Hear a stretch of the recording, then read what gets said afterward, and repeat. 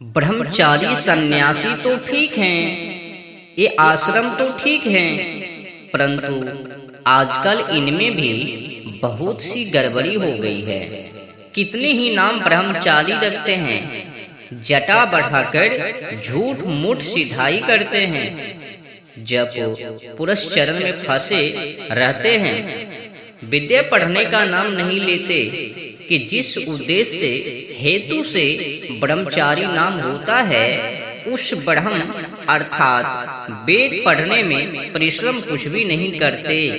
वे ब्रह्मचारी बकरी के गले के स्तन के सदृश निरर्थक हैं, और जो वैसे सन्यासी विद्याहीन दंड ले भिक्षा करते फिरते हैं, जो कुछ भी वेद मार्ग की उन्नति नहीं करते, छोटी अवस्था में संन्यास लेकर घुमा करते हैं, विद्या अभ्यास को छोड़ देते हैं। ऐसे ब्रह्मचारी और सन्यासी इधर उधर जल स्थल पसनादि मूर्तियों का दर्शन पूजन करते फिरते, विद्या जानकर भी मौन हो रहते, एकांत देश में यथेष्ट खाकर सोते पड़े रहते, ईर्ष्या दोष में फंसकर निंदा कुचेष्टा करके निर्वाह करते, कसाय वस्त्र और दंड ग्रहण मात्र से अपने को कृतकृत्य समझते, अपने को सर्वोत्कृष्ट जान उत्तम काम नहीं करते। वैसे सन्यासी भी जगत में व्यर्थ वास करते हैं, और जो सब जगत का हित साधते हैं वे ठीक हैं। गिरी पूरी आदि गोसाई लोग तो अच्छे हैं ना, क्योंकि मंडलियों बांधकर इधर उधर घूमते, सैकड़ों साधुओं को आनंद कराते, सर्वत्र अद्वैत मत का उपदेश करते, और कुछ पढ़ते पढ़ाते भी हैं, इसीलिए वे अच्छे हो गए। ये सब 10 नाम पीछे के कल्पित किए हैं, सनातन नहीं। उनकी मंडलियां भोजनार्थ, बहुत से साधु भोजन ही के लिए मंडलियों में रहते हैं, दम्भी भी हैं, क्योंकि एक को महंत बना सयाकाल में एक महंत जो कि उनमें प्रधान होता है, वह गद्दी पर बैठ जाता है। सब ब्राह्मण और साधु खड़े होकर हाथ में पुष्प ले, नारायणं पदम भवम वशिष्ठम शक्तिम च तत्पुत्र पराशरम च व्यासम शोकम गौरपदम महानतम इत्यादि श्लोक को पढ़ के हर हर बोल उनके ऊपर पुष्प वर्षा कर साष्टांग नमस्कार करते हैं। जो कोई ऐसा ना करे उसको वहां रहना कठिन है। यह दम संसार को दिखलाने के लिए करते हैं, जिससे जगत में प्रतिष्ठा होकर माल मिले। कितने ही मठदारी गृहस्थ होकर भी सन्यास का अभिमान करते हैं, कर्म कुछ भी नहीं करता। ये सन्यासी लोग ऐसा समझते हैं कि हमको खंडन मुंडन से क्या प्रयोजन, हम तो महात्मा हैं। ऐसे लोग भी संसार में भार रूप हैं। जब ऐसे हैं तभी तो वेद मार्ग विरोधी बंग मार्गादि संप्रदाय ईसाई मुसलमान आदि बढ़ गए, अभी बढ़ते जाते हैं। हिंदुओं का धर्म परिवर्तन, गौ माता की हत्या, जीव जंतु पशु पक्षी की हत्या और जलवायु ओजोन परत की बर्बादी, और इनका नाश होता जाता है, तो भी इनकी आंखें नहीं खुलती। खुले कहां से, जो कि अपने गुरु की पक्षपाती और निष्पाती और अन्य गुरु की बुराई, अपने गुरु को महान बताना और दूसरे गुरु को नीचे दिखाना, यही तो शिष्य का काम है ना।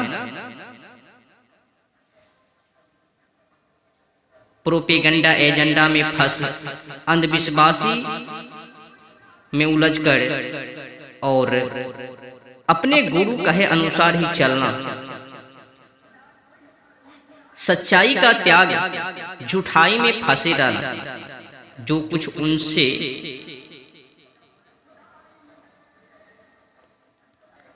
होवे वही करवे। जो कुछ उनके मन में परोपकार बुद्धि और कर्तव्य कर्म करने में उत्साह होवे, किंतु ये लोग अपनी प्रतिष्ठा खाने पीने के सामने अन्य अधिक कुछ भी नहीं समझते और संसार की निंदा से बहुत डरते हैं। पुनः लोकेशना अर्थात लोक में प्रतिष्ठा वितेशना धन बढ़ाने में तत्पर होकर विषय भोग तेसरा पुत्रवत शिष्यों पर मोहित होना, इन तीनों ऐसनाओं का त्याग करना उचित है। जब ऐसना ही नहीं छूटी तो पुनः संन्यास क्यों कर हो सकता है। अर्थात पक्षपात रहित वेद मार्गों का उपदेश से जगत के कल्याण करने में हरनिश प्रवृत्त रहना संन्यासों का मुख्य काम है।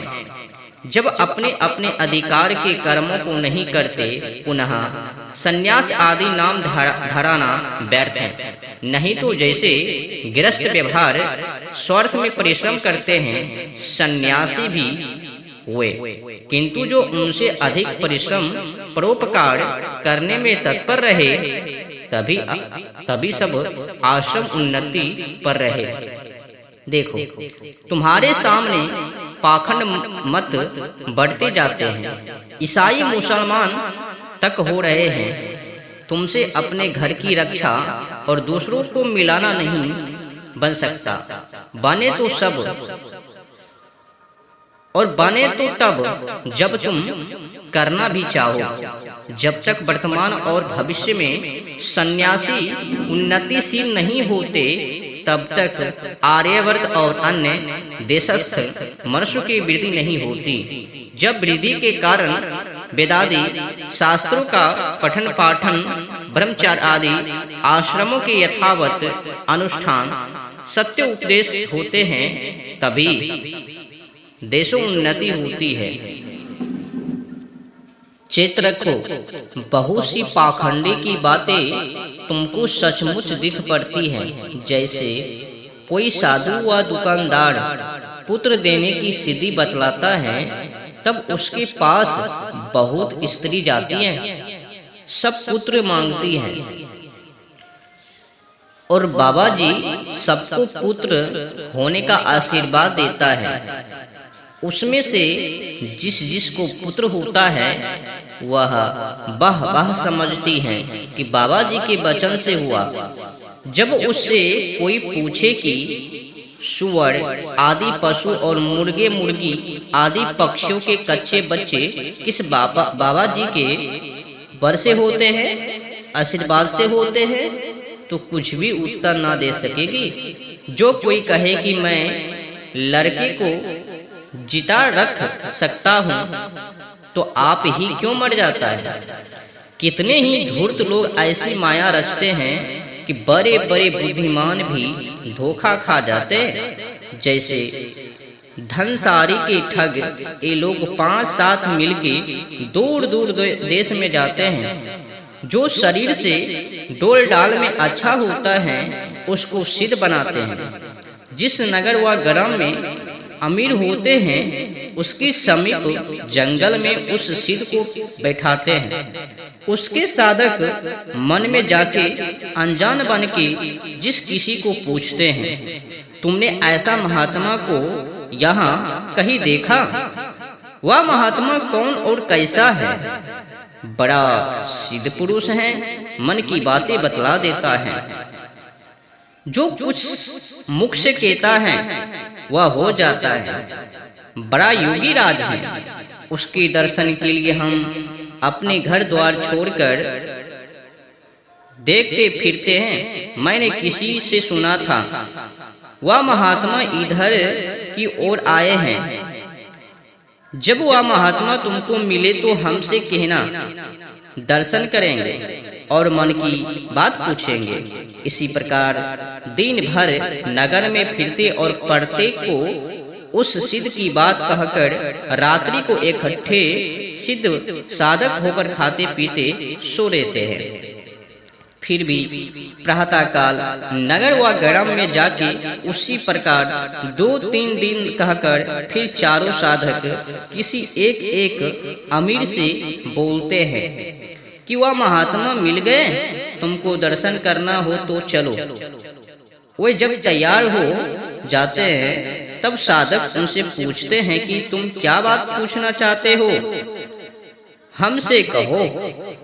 कोई पुत्र की इच्छा करता, कोई धन, कोई रोग निवारण और कोई शत्रु जीतने की। उनको वे साधक ले जाते हैं। सिद्ध साधकों ने जैसा संकेत किया होता, अर्थात जिसको धन की इच्छा हो उसको दाहिनी ओर, जिसको पुत्र की इच्छा हो उसको सम्मुख, जिसको रोग निवारण की इच्छा हो उसको बाईं ओर और जिसको शत्रु जीतने की इच्छा हो उसको पीछे से ले जाके सामने वाले के बीच में बैठाते हैं। और जब नमस्कार करते हैं उसी समय वह सिद्ध उनसे बोलता है कि हमारे पास पुत्र नहीं रखा है, जो तुम पुत्र की इच्छा करके हमारे पास आया है। इसी प्रकार धन वाले से बोलता है, तू धन की इच्छा करके आया है, फकीरों के पास धन कहाँ से धरा है? रोग वाले से तू रोग छुड़ाने की इच्छा करके आया है। हम वेद नहीं, जा किसी वेद के पास। परंतु जब उसका पिता रोगी है तो उसका साधक अंगूठा जो माता रोगी है, तो तर्जनी जो भाई रोगी है, तो मध्यमा जो स्त्री रोगी है, तो अनामिका जो कन्या रोगी है, तो कनिष्ठा अंगुली को चला देता है। उसको देख वह सिद्ध कहता है, तेरा पिता रोगी, तेरी माता, तेरा भाई, तेरी स्त्री और तेरी कन्या रोगी हैं। तब तो वे चारों बड़े मोहित से जाते हैं। साधक लोग उनसे कहते हैं, देखो जैसा हमने कहा था वैसा ही कि नहीं? फिर गृहस्थी बोलते हैं, हाँ जैसा तुमने कहा था वैसे ही है। तुमने बड़ा उपकार किया है और हमारा बड़ा भाग था जो ऐसे महात्मा का दर्शन हुआ। साधक लोग कहते हैं, ये महात्मा बहुत दिन रहने वाले नहीं हैं। जो कुछ इनसे आशीर्वाद लेना हो तो खूब सेवा करो। देखो ठगने की साजिश व षड्यंत्र। तो वे गृहस्थ प्रशंसा करते घर की ओर चलते हैं। साधक भी उनकी साथ साथ जाते हैं, क्योंकि बांग मार्ग में कोई उनका पाखंड खोल ना देवे। उन अमीरों का जो कोई मित्र मिला उन सबसे प्रशंसा करते रहे। इसी प्रकार जो जो साधकों के साथ जाते उन का वृत्तांत सबका देते। जब नगर में हल्ला होता है तब बहुत मनुष्य का मेला जाकर बहुत ने पूछा कि महाराज मेरे मन का वृत्तांत कहिए। जब सिद्ध जी चुपचाप हो जाता है और कहने लगता है कि हमको बहुत दिक मत करो। उनके साधक भी सबसे कहने लगते हैं, जो तुम बहुत दिक करोगे तो चले जाएंगे। उनमें से जो कोई बड़ा आदमी होता है वह उसके साधक को बुला लेता है और कहता है कि हमारे मन की बात कहला दो तो हम जाने। साधक ने पूछा कि क्या बात है? अमीर ने कहा, उसको उसी प्रकार संकेत से ले जाके बैठाया। उनसे झट कह दिया, बात सब मेला भर ने समझ लिया कि अहो बड़े सिद्ध पुरुष हैं। कोई मिठाई, कोई पैसा, कोई रुपया, कोई असरफी, कोई कपड़ा, कोई सीधा सामग्री धरने लगे। फिर जब तक मानता बहुत रही तब तक लूटते रहे और किसी आंख के अंधे गांठ के पूरे से पुत्र होने के लिए आशीर्वाद दिया और सहस्त्र रुपये लेकर कहा कि तेरी सच्ची भक्ति होगी तो पुत्र होगा। अब बताओ आशीर्वाद भी दे दिया और बाद में ये भी कह दिया सच्ची भक्ति। जब सच्ची भक्ति ही तो तुमने आशीर्वाद क्यों दिया? एक कह देता उपकार करो मिल जावे, नसीब ही खराब हो जावे। इस प्रकार के बहुत से ठग होते हैं जिनकी विद्वान ही परीक्षा कर सकता है और कोई नहीं। इसीलिए वेदादि विद्या का पढ़ना, सत्संग करना होता जिससे कोई उसको ठगाई में ना फंसा सके, औरों को भी बचा सके, क्योंकि मनुष्य का नेत्र विद्या ही है। बिना विद्या शिक्षा के ज्ञान नहीं होता। जो बाल्य अवस्था से उत्तम शिक्षा पाता है वही मनुष्य और विद्वान होता है। जिनको कुसंग है वे दुष्ट, पापी, महामूर्ख होकर बड़े दुख पाते हैं। इसलिए ज्ञान को विशेष कहा है कि जो जानता है वही मानता है। जो जिसका गुण नहीं जानता वह उसकी निंदा निरंतर करता है। जैसे जंगली भील गजमुक्ताओं को छोड़ के गुज्जा का हार पहन लेता है, वैसे ही जो मनुष्य विद्वान, ज्ञानी, धार्मिक सत्पुरुषों का संगी, योगी, पुरुषार्थी, जितेंद्रिय, सुशील होता है, वही धर्मार्थ का मोक्ष को प्राप्त होकर इस जन्म और परजन्म में सदा आनंद में रहता है।